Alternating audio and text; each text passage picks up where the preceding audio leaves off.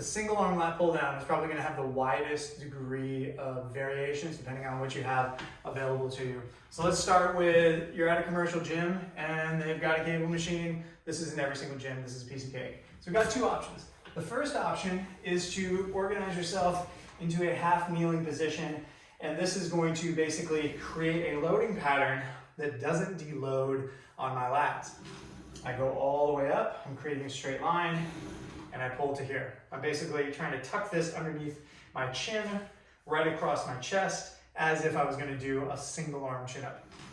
So the reason why I like this version best is because it takes additional effort to hang out down here versus if I'm in the standard seated one. Obviously I'm not seated, but I'm in like a seated chair position, and this is gonna be a little bit more vertical, just like you're doing the lat machine, but with only one handle.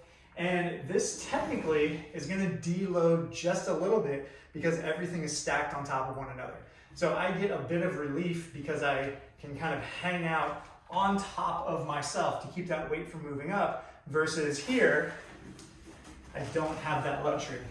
My lat has got to do all the work. So you get a tiny more stimulation in the lat. Both are totally fine, don't get me wrong. Those are gonna be your primary variations if you're at a commercial gym.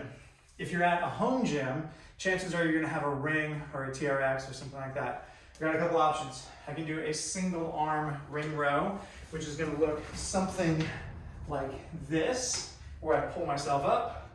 I get a good part of the benefits. I get the unilateral stuff.